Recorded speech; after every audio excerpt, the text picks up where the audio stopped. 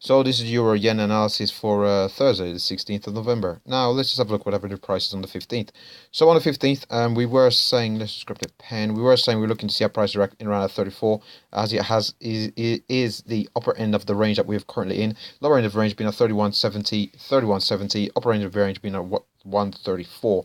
Now we've come within 11 or so pips of this 34, and we did see this strong sell side momentum come into the market.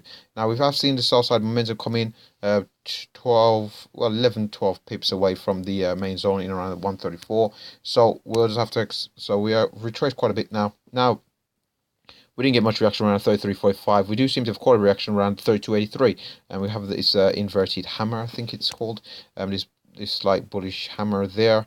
And we have this very strong bullish candle suggesting that there's further buy side momentum. So momentum is coming to the market from the bulls, or maybe a case of bears closing positions.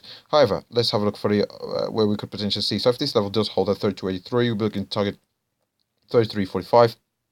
If we don't see more sell side momentum come into the market for a retest of 32.83, if we do break above and hold, we'll be talking about a correct, a true touch of the 134 level. So we may not get a double top in and around this 33.88 or 33.89, but instead we might get a true touch of the 134 level, from which we'll be looking for potential sell side momentum to take us back down to 33.45 and potentially down at that 32.83.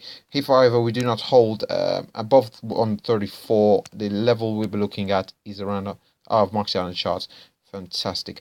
So if we do break above 134, which has been a very problematic level for us so far, we'll be looking further to extend up to the 34.50 for more sell side momentum for retest of the 34 and possibly 33.45. Now let's have a look at downside targets. If we do not hold this 32.83, if however we do turn around from where we are and we do not have got the continuation all the way up to 33.45, we do turn around, we do have the 400 period moving average just below us. Now 400 period moving average is going to have a quick check where that is currently, although it will change over time.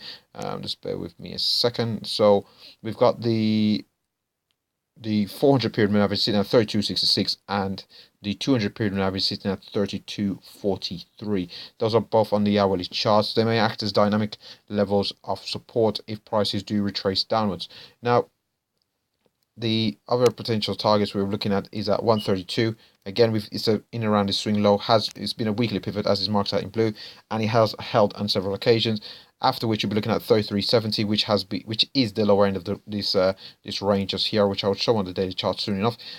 So in around at 31.70 would be the lower end of the range, and can't anticipate prices breaking much below that level, as we have seen a lot of buy side momentum come into the market just around there. So we're just going to have a look at the daily chart before wrapping up here. I'm just going to go over to the daily chart just to highlight the zone that we're in. So on this daily chart, just get scaling on here correct. We can see here.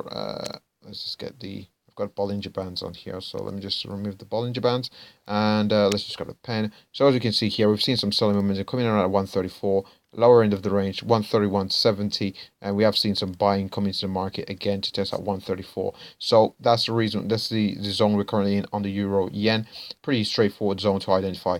So that should wrap up the Euro Yen analysis. So before I go, LCS, like, comment, subscribe. Thanks for watching.